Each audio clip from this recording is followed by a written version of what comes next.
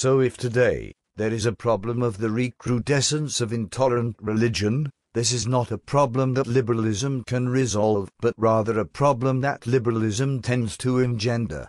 We cannot oppose it in the name of liberal human rights, because this notion also revolves in a futile circle. These rights are supposedly natural, yet inert uncreated nature has never heard of them. They only exist when the state proclaims them, yet the state alone cannot legitimate them, else they cease to be natural and so general and objective. A person's right is only a reality when recognized by another. But in that case, the duty of the other is the inner reality of right. Why should a person not be tortured? Because he owns his body by right? But in that case the liberal state will always exert its right of eminent domain in an emergency when the rights of the majority can be said to justify this, as today in the case of the pursuit of terrorists. Till Assad has pointed out that the liberal idea that torture transgresses human rights has in no way prevented nearly all liberal states from resorting to torture.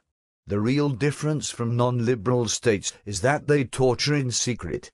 Assad explains this in terms of the history of the West's attitude both to evidence and pain. Once, direct confession was regarded quite reasonably, since circumstances and witnesses may always mislead, as the crucial factor in truth, in a period when neither the inflicting nor the suffering of measured pain was regarded so negatively as it is today.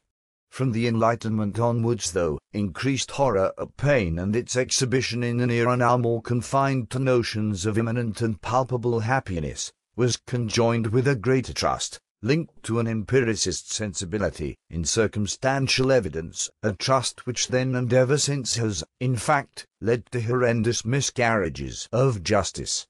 This betrays the fact that at bottom liberalism cares more about ravages to the body than violations of the spirit.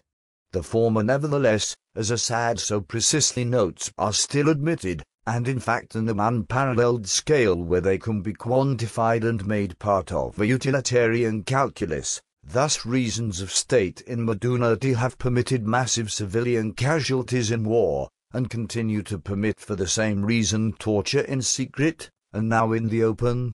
In fact in augmentation of pain's intensity where the circumstances are deemed to warrant this. A person should not be tortured rather because of her intrinsic value, because she resides in the image of God or something like that. Such a view recognizes that spiritual and bodily integrity are inseparable, and that the body is more than a possessed domain which may be troubling to its mental owner.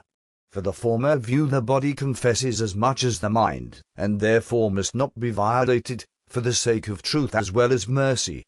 Torture may be often carried out by religions, but only genuine religion, not liberalism, can promise a rationale to stop torture.